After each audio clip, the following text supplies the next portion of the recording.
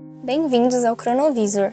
No vídeo de hoje, vamos explorar um dos períodos mais sombrios da história do Brasil, a ditadura militar, que durou de 1964 a 1985. Vamos analisar os motivos, os eventos e as consequências desse regime autoritário. Acompanhe-nos nessa viagem ao passado. A ditadura militar no Brasil teve suas raízes em uma série de crises políticas e econômicas. Nos anos de 1950 e 1960, o país estava polarizado, com uma sociedade dividida entre conservadores e progressistas. A Guerra Fria intensificou o medo do comunismo, especialmente após a Revolução Cubana em 1959.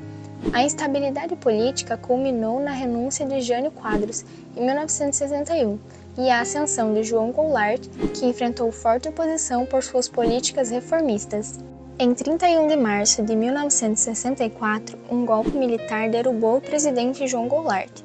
As Forças Armadas assumiram o controle, alegando a necessidade de salvar o Brasil do comunismo e da desordem.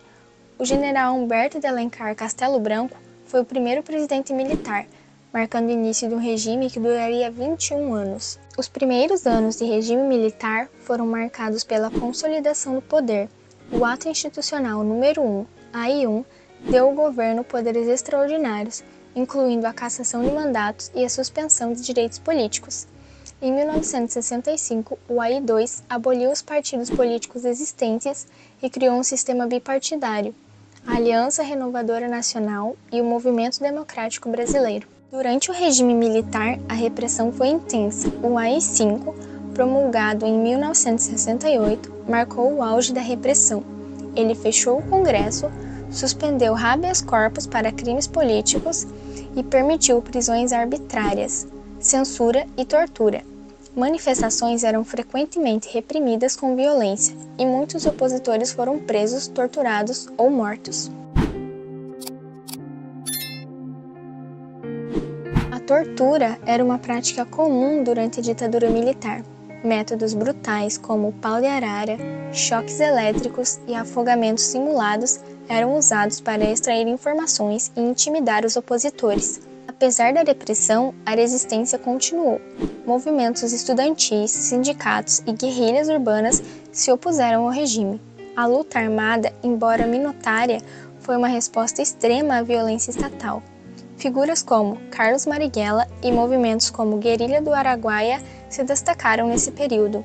Nos anos 1970, o regime começou a enfrentar pressão tanto interna quanto externa para abrir o país. O governo do general Ernesto Geisel iniciou um processo gradual de abertura política, chamado de extensão.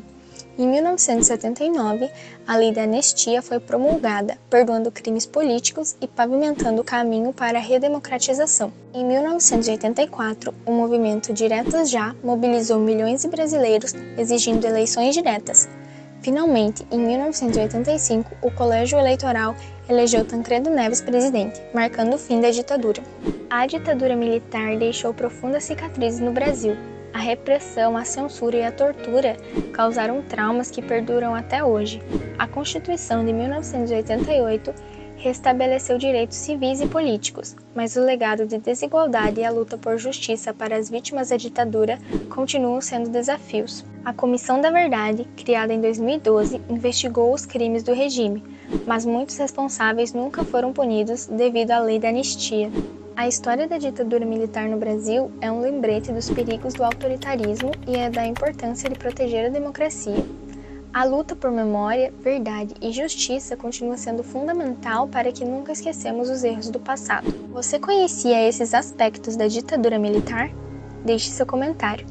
Se você gostou desse vídeo, não se esqueça de curtir, comentar e se inscrever no canal para mais conteúdos como esse. Compartilhe suas opiniões nos comentários e ajude a manter viva a memória desse período histórico.